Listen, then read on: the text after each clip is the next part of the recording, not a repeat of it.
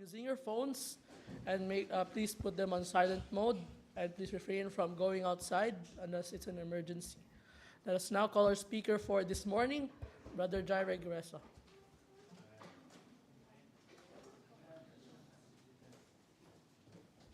Hey, good morning po sa bawat isa. And sana lahat kayo ay kung galing kayo sa sakit, sana recovering na yung bawat isa sa inyo. Hindi sapat ang gwapo lang, sabi ni Brother Andre. Kailangan healthy din.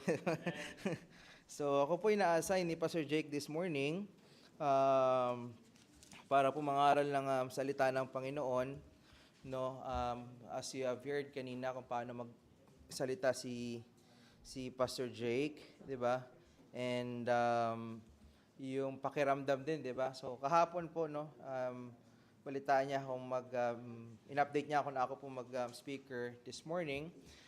So nag-pray kaagad ako that pwede kasing ano na lang 'di ba?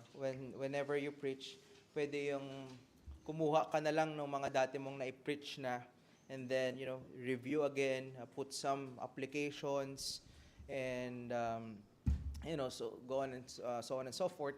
Pero nag-pray ako kahapon, sabi ko, Lord, bigyan mo ako nung tamang mensahe, una para sa akin, and next dun sa mga taong pangangaralan ko. So I was keep on praying to the Lord, sabi ko, don't know what to preach, okay? Kaya medyo late na rin ako nag-aral kahapon. So I was informed, I think somewhere in the morning, nakapag-aral ako somewhere hapon na, so somewhere like 2 p.m. I think mga bandang 2 p.m. Doon ako nakapag-aral, and then block time, and then diretso ko pag-uwi kanina. Mga kapatid, bilang isang mananampalataya, bago po natin, kung nakikita nyo mamaya yung magiging text natin, and passage natin, and then theme natin, I want to challenge you mga kapatid, no, to open your Bibles in Hebrews chapter 11, verse, let's start actually in verse number 23 to verse number 29. So habang tayo nakaupo mga kapatid, babasahin ko po ito at sundan na lang po ng inyong mga mata, and after this, magpipray po tayo. Hebrews chapter 11, verse number 23 to verse number 29. And Hebrews chapter 11, we call it Hall of Faith, 'di ba? So sabi nga dito, makikita niyo po diyan yung mga repeated words na by faith, and by faith, hanggang sa makarating tayo kay Moses. Sabi dito, by faith, Moses, when he was born, was hid 3 months of his parents, because they saw he was a proper child, and they were not afraid of the king's commandments. By faith, Moses, when he was come to years, matured, adult na siya, refused to be called the son of Pharaoh's daughter, choosing rather to suffer affliction with God's people, with the people of God, than to enjoy the pleasure of sin for a season, esteeming the reproach of Christ greater riches than treasures in Egypt. For he had respect unto the recompense of the reward. By faith he forsook Egypt, not fearing the wrath of the king, for he endured as seeing him who is invisible. And by verse number 28, through faith he kept the Passover, sprinkling of blood, lest he destroyed firstborn should touch them. Verse number 29, by faith they passed through the Red Sea as by dry land, which Egyptians, assaying to do, were drawn. Let's pray. Heavenly Father, we thank you for this morning, an opportunity to share your word. Alam ko, Panginoon ko, marami po akong limitations, marami pong pagkukulang sa inyong harapan. At nawa, Panginoon, linisin niyo po ang aking puso at marapatin ninyo, Panginoon, sa pangangaral. Alam ko rin, O Diyos, na ang bawat isa sa amin ay may kinakaharap na issues sa buhay, problema, pangangailangan. Panginoon, kayo po mag-supply nito. At ang inyong salita po, Panginoon, sa umagang ito, ang gamitin po magamit namin para sa mga katotohanan na maririnig namin, may apply po namin ito sa araw-araw namin, O Diyos. Pinupuri ka namin, pinapasalamatan sa dakilang pangalan ni Kristo Jesus na aming Panginoon Diyos tagapagligtas. Amen and amen. Mga kapatid, many people, okay, if you would ask from 1 to 10, between 1 to 10 people, many people want to go to heaven. Okay, lahat yan ng tao, lahat ng nasesharan natin, lahat ng mga nakakausap natin along the way, gustong-gusto nila makapunta sa langit. That's why, di ba, when the opportunity comes in, we share to them the Word. We share to them that Jesus Christ is the only Savior. We open scriptures, di ba? We show them the truth. But in other hand, only few wants to follow the Lord by living a complete obedience. Yun ang masakit na katotohanan. Maraming tao ang gustong mapunta sa langit, pero iilan lamang ang gusto talagang sumunod sa Diyos. Iilan lamang ang gusto talagang sumunod sa Diyos. Dahil ang pinag-uusapan natin dito mga kapatid, it's about complete obedience. Yung buong pagsunod sa Diyos. At marami pong bagay dito po nagkakaiba-iba ang perspective ng mga tao. Pag in-offer mo, gusto mo na pupunta sa langit, you may follow this prayer, susundan nila yan. But when you ask them, do you really want to follow the Lord as the Lord of your life? Iba ng usapan yun. Marami ng so-called na sinabing tinanggap si Yeso Cristo, but later on, hindi talaga buo yung pagsunod nila sa Diyos. So ito po yung tema natin this morning, that faith is an act of God, is an act of obedience to God, trusting His promises despite earthly temptations. Magiging tema natin this morning, no? Faith is an act of obedience to God, trusting His promises despite earthly temptations. Tandaan po natin, no, obedience, yung pagsunod sa Diyos, it's a faith. Okay, yun dapat natin tandaan, it's a faith. And that faith to follow the Lord, marami doon nagkakatalo. Okay? But remember, trusting His promises, despite of earthly temptations, ibang usapan din po iyon. And dapat natin maintindihan mga kapatid, no, dito sa aklat ng Hebrew, marami pong maraming challenge para sa mga mananampalataya ng mga Hudyo. Then later on, from Judaism, they trusted Christ as their Savior, naging mga Kristiyano sila. Merong ongoing persecution sa dati nilang religious organization. Sabi sa kanila, pinapersecute sila. That's why ang encouragement sa kanila ng sumulat ng Hebrews is that there's eternal value in following the Lord.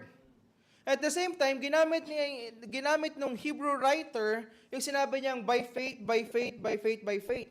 That's why kung papansinin niyo pagkarating sa chapter 12, merong encouragement doon, di ba, that ang sinabi sa Hebrews chapter 12, if I'm not mistaken, di ba, that looking unto Jesus, the author and the finisher of our faith, so on and so forth. So mga kapatid, dapat muna natin maintindihan, ano ba yung salitang faith? No? Sa Tagalog, pananampalataya, pagtitiwala, yun yung konsepto natin kapag sinabi natin yung salitang faith. Okay, meron din tayong tinatawag na saving faith, which is yun yung nanampalataya tayo kay Yeso Cristo, yung sa Ephesians chapter 2 verse 8. And meron namang tinatawag as a believer now in Christ, meron tayong tinatawag na sustaining faith. Ibig sabihin, the Lord helps you as you trust the Lord along the way, that you put your faith in Him, that you put your trust in Him. Okay? Dapat natin maintindihan ano muna yung salitang faith. Actually, faith, sa salitang Griego, no, yung pistis, no, tinatawag niyang faith, trust, or belief, or confidence. Okay? But in other word, sa New Testament, yung salitang faith ginagamit siya as trusting and reliance on God. By another meaning, that confidence on His promises or in His promises. Another thing is that faith that result in action or obedience. Okay? But we must remember, it is not merely intellectual assent, okay? It is a relational, active, and life-changing. Yun yung salitang faith. It's about life-changing. Not only intellectual. Okay, it's about life-changing. But in the New Testament, mga kapatid, Bible is more than mental belief. Okay? It is a personal trust and reliance on God. And when we trust God and we rely on Him, ano yung complete na promise sa atin, leading into obedience and endurance. And that's what we call faith. And dito natin mga kapatid, no, meron lang po akong 2 puntos. Okay? Sa umagang ito. And habang hinahati-hati ko itong mga passage na sabi ko, medyo nahihirapan ako somehow to put things in order. Okay, so nag-come up ako sa 2 things. First thing na dapat natin pag-usapan is yung sinabi ni Moses dito that by faith, Moses. And yung first point natin mga kapatid is this, that by faith, we reject worldly identity and riches in order to follow Christ and fully join God's people, trusting that His eternal reward is far greater than anything on earth. Papansinin niyo mga kapatid, dito in verse number 24, sinabi dito, by faith, when he was come to years. Ibig sabihin dito, adult na si Moses. And we must remember, di ba, from 3 months old. Alam na, hindi na natin babalikan yung Old Testament because in verse number 23, binanggit naman dito that technically speaking, Moses was adopted. Di ba? By the daughter of Pharaoh. Okay, tandaan natin yung nakita natin, nasa sabsaban si Moses, di ba? Nasa ilog siya, and then nakita ng Pharaoh's daughter, no, anong bata ito? Ibig sabihin, may itsurang bata. Magaling, di ba? Kumbaga, and Moses, at the same time, he was well-trained. Ibig sabihin, I don't know if Moses knew that he was an Israelite, okay, from the very age, pero ito yung dapat natin makita at the same time, yung action ni Moses dito, in verse 24, that by faith, when he was come to years, refused to be called the son of Pharaoh's daughter. And dito natin makikita mga kapatid, the first thing na makikita niya, supplemental truth, that Moses refused his identity as son of daughter of Pharaoh. And makikita nyo din mga kapatid dito, maraming privileges si Moses according to Acts chapter 7, verse 22. And yung choice ni Moses mga kapatid, nung ginawa niya yung sinabi niya, nung ni-refuse niya na yung identity niya, matawag siyang anak ng, kumbaga, technically speaking, apo na siya ng Pharaoh, di ba? Nung dinenay niya yung identity nito, makikita niyo mga kapatid, he was a grown man. Hindi siya teenager, hindi siya bata. In fact, you would say he was like between 80 years old by this time. Kasi natatandaan natin, di ba? From Midian, sabihin natin, di ba, umalis siya ng Egypt kasi meron siyang pinatay na Egyptian. Di ba? And then the next day, di ba, parang galit na galit si Moses kasi nga parang ginagawang slave ng mga Israelites na to. Sabi nung isang Egyptian, papatayin mo din ako, katulad kung paano mong pinatay yung yung Egyptian kapon. Di ba? Sa takot niya, anong ginawa niya? Umalis siya. Nagpunta siya ng Midian, but after 40 years, bumalik siya. And we must understand, by the time 80 years old na si Moses, and still nandoon pa, kilala siya ng mga tao doon. Alam kung anong klaseng background ang meron si Moses. Alam ng mga tao doon kung anong klaseng education ang nakuha ni Moses. But sa kabilang banda, mga kapatid, makikita niyo dito, he refused to be called the son of Pharaoh's daughter. Dito nyo makikita that he openly refused to be identified with the Egyptians' royalty. Sabihin, walang pakialam si Moses. Kumbaga, full of privilege ang meron siya, mga kapatid. Kapansinin nyo, di ba, pwedeng tanggapin niya yan, makompromise siya. At you must remember, merong spiritual damage. And ito yung dapat natin maintindihan.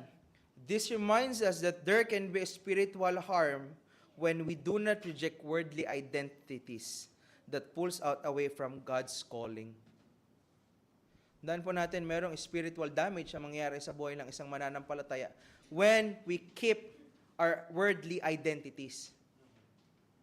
And we must understand as well, mga kapatid, that in application, that we cannot fully enjoy God-given identity if we are still holding on the identity the world gives us. We cannot enjoy God, we cannot enjoy our relationship with God Himself if our identity is still in the world. And many times in the Scripture, The Lord reminded us and the Lord commanded us to love not this world. Okay? And isang dapat niyo maintindihan mga kapatid, after the refusal of Moses, in verse number 25, nakakatuwang makita na sinabi niya dito that choosing rather to suffer affliction with the people of God. And that will lead us to our second supplemental truth, that it is a choice to be with God's people despite of suffering than to enjoy while sinning. Yun yung makikita niyo mga kapatid dito. Ang sinabi din dito in verse number 25, sa second part, than to enjoy the pleasure of sin for a season. Ibig sabihin, temporary lang yung bagay na in-enjoy niya. Yung mga riches sa Egypt. And tandaan po natin, no, etong time na ito mga kapatid, I don't want you to view that way, na masama sila, na ganito sila. Egypt was the most civilized country by this time. Pinakamayaman sila. And maraming taong pumupunta doon sa kanila to work. Tandaan po natin, diba, during the time of Joseph, lahat nabaon na sa lahat, kumbaga lahat nagkaroon ng famine. But here we come, itong mga Egyptians ito, meron silang imbak na pagkain that can supply the famine. Okay, that they can supply the people. Kung bakit sinasabi ko ito mga kapatid, kung bakit yung sinasabi ng Hebrew dito, is that since they're the most civilized country, at the same time, sila sa pinakamayamang bansa, o sabi natin, sila yung rank number 1 by that time, na mataas ang economy nila, instead na sabihin natin, napakadali kay Moses na mag-join in na lang, sabihin niya, okay, I have to practice my rights, I have to embrace my privileges. But tandaan din natin, ang sinasabi dito ng passage sa atin, is that he choosing rather to suffer affliction with the people of God. Tandaan po natin mga kapatid, that God's people by this time, they were slaves. And they were slaves for 400 years.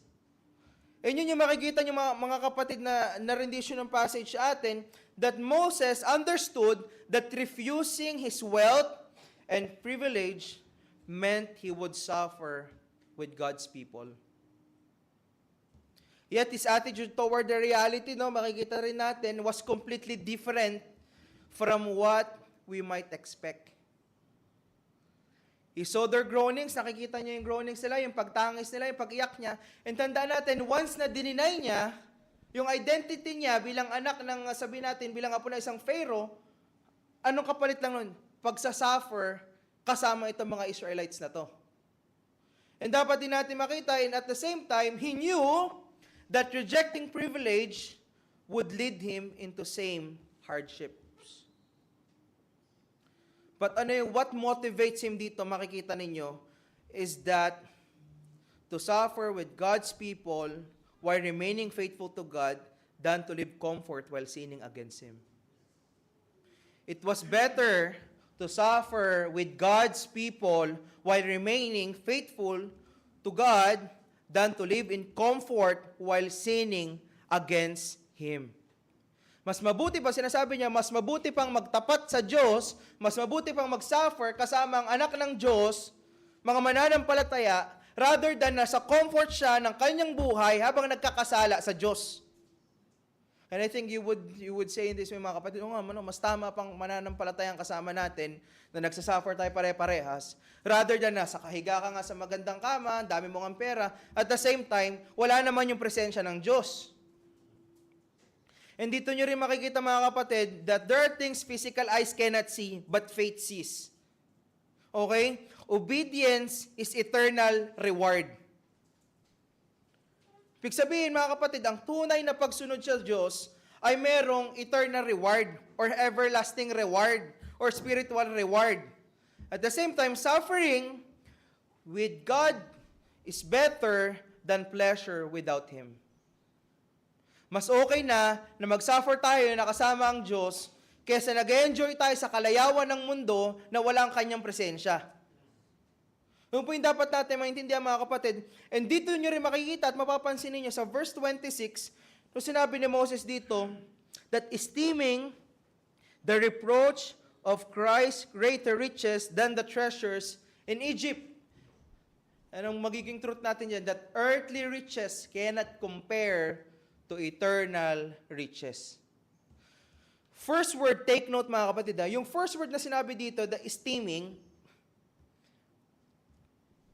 na-appreciate ko siya kagabi nung inaaral ko. Kasi hindi lang naman just a thought yung pumasok sa isip ni Moses. So, ibig sabihin, nung time na to, nag-express na ng deliberate judgment si Moses. O nagkaroon na siya ng internal or intentional evaluation. Ibig sabihin, nag-reflect na siya ng maigi bago siya mag-come up dun sa decision na mas i-pursue yung mga eternal things rather than earthly possessions. Ibig sabihin, mga kapatid, take note, hindi in-exercise ni Moses yung kanyang impulsive faith o yung careless faith, but he evaluated life from God's point of view. Yun yung isang dapat natin maintindihan dito. He recognized that the riches in Egypt were temporary. And you would see that kahit dito mga kapatid, no, kahit mataas ang economy natin ngayon, temporary lang lahat ng mga bagay na meron dito. At the same time, dapat din natin maintindihan that while God's wealth and reward are eternal, take note mga kapatid, that there is a different economy in heaven. Ibig sabihin, wala ka man ginto dito ngayon, hindi ka man makabili dahil nagpa-fluctuate yung price ng gold, doon sa langit, ginto yung lalakaran natin. Wala ka man bahay dito, di ba, sa mundong ito. At the same time, wala ka pang investment sa Pilipinas. Lagi natin tatandaan, sa langit, if you're completely obeying the Lord, meron na tayong investment sa langit. At the same time, mga kapatid, no, yung kinanta po natin kanina that I'd rather have Jesus. You know that, yung background ng song na yon, yung music nun, o yung kumanta itself, si Mr. Shia or si George, di ba? And he died I think 2013, if I'm not mistaken.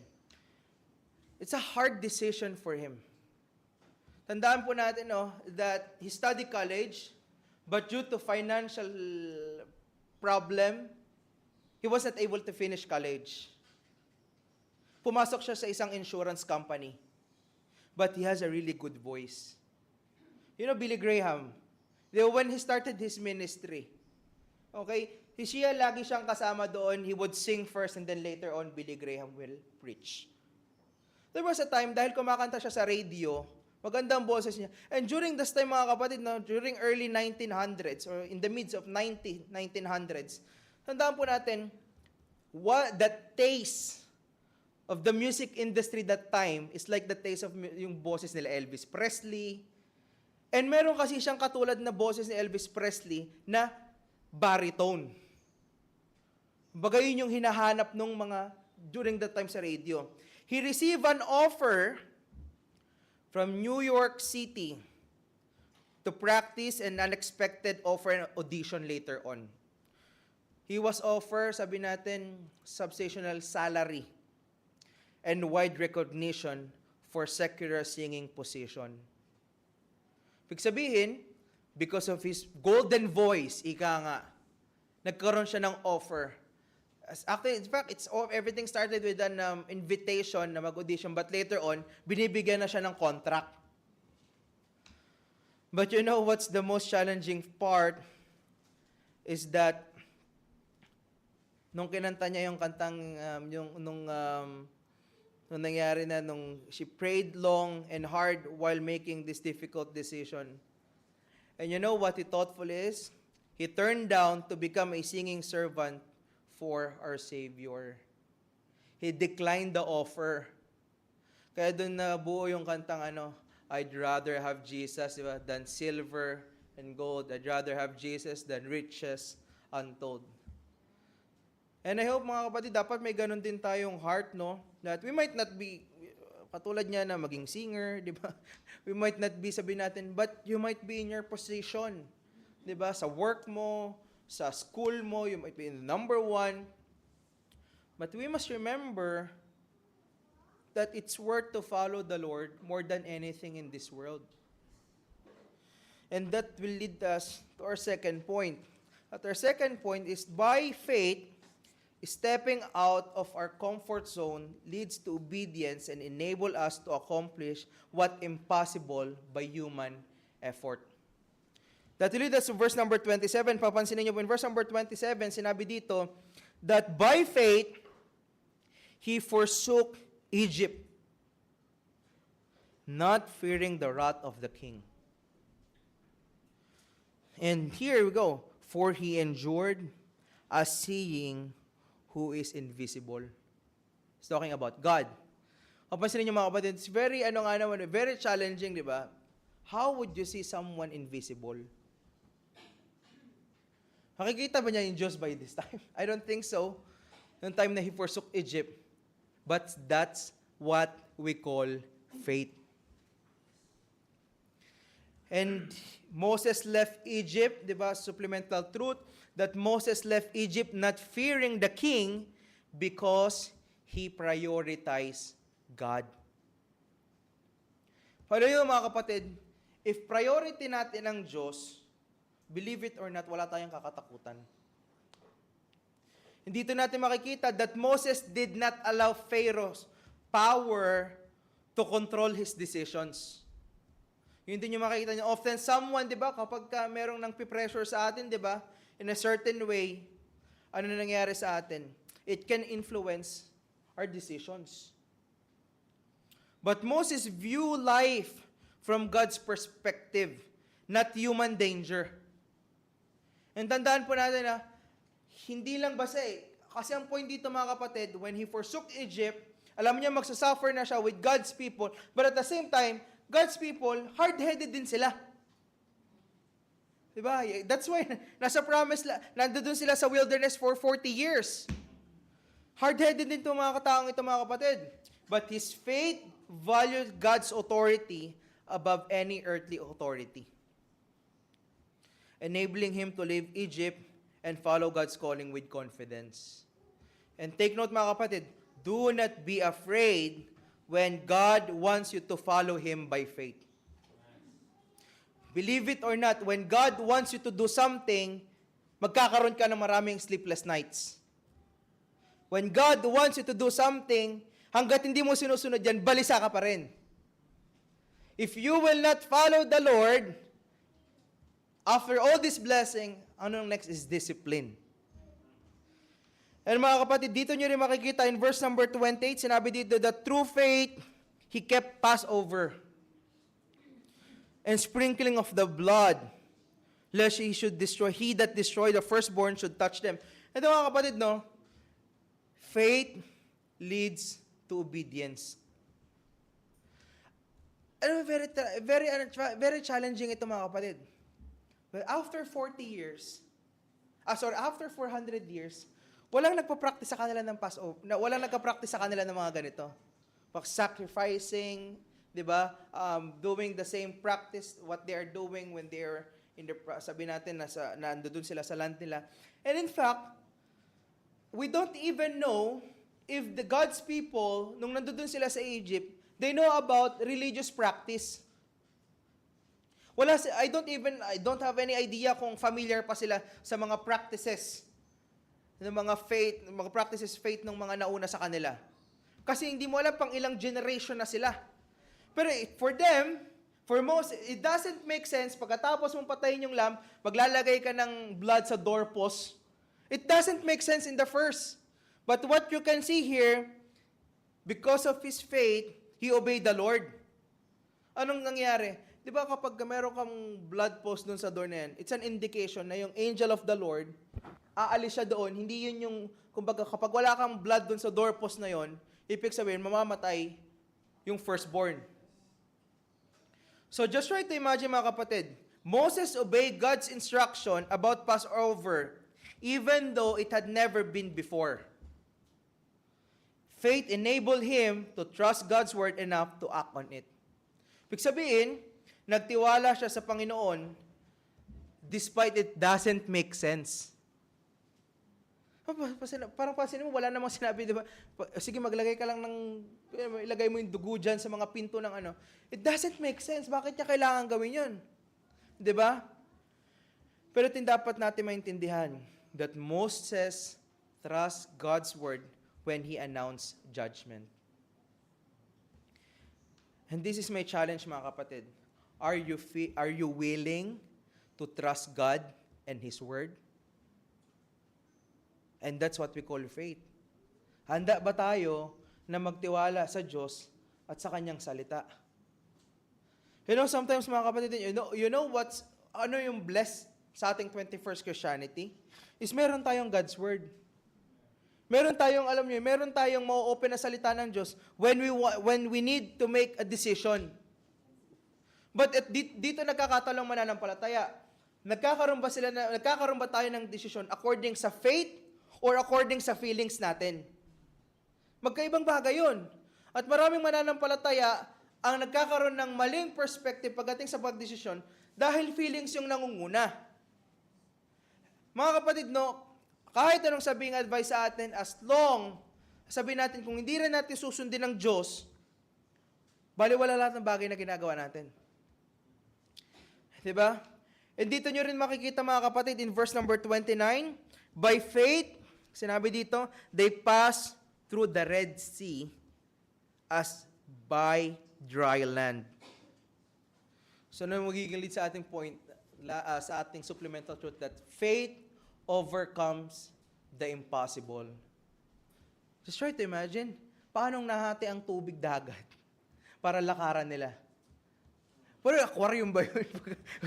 Imagine mo, di ba? Siguro aquarium yun, lumalakad sila dun sa sa gitna. Kasi di ba trap na sila by that time. Tandaan natin, hinabol pa sila ng mga Egyptians, di ba? Ng mga chariots. And mga kapatid, totoo pong nangyari itong crossing sa Red Sea. Kasi until now, sa mga artifacts, nakikita pa din nila yung mga chariots na nandoon. Nakikita pa rin nila yung mga goats na nandoon. Di ba? Kung mapansin niyo very impossible to humanly speaking. Di ba sabihin mo, nag-cross sila doon by land, sabihin natin, as a dry land. But here we go mga kapatid.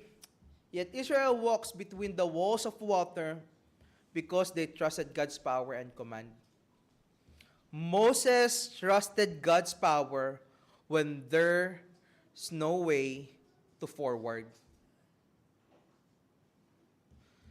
And in our life circumstances, mga kapatid, di ba? You don't know sometimes how you will move forward. But if we have faith like Moses, God will make His own way. Yun yung pinagkaiba dito mga kapatid, di ba? That Moses trusted God's power when there's no way to move forward. Ibig sabihin, trap na sila. Ang mangyayari sa kanila, for over 400 years, pagka nahuli sila ng mga Egyptians, babalik na naman sila dun sa Egypt. Magiging alipin na naman sila. Ano ba naman buhay ito? Di ba? Yun na naman yung mangyayari sa kanila. Ba't ano pinakita sa kanila ng Panginoon? I preserve you, and now I will protect you as well. Yung sinasabi ng Panginoon sa kanila, because of faith. Yun yung dapat natin makita dito mga kapatid. Yun yung challenge dito. That this shows that faith in God enables His people to overcome situations that are impossible by human strength. Because God makes a way when there is none. Ibig sabihin, kung sa paraan natin, kung naubos na yung savings natin, tas may kailangan tayong bayaran, believe it or not, God will make His own way to provide. You must remember that, mga kapatid, just to be in Moses' position, napakahirap. Dahil dito mo makikita, iniwan niya lahat to follow the Lord.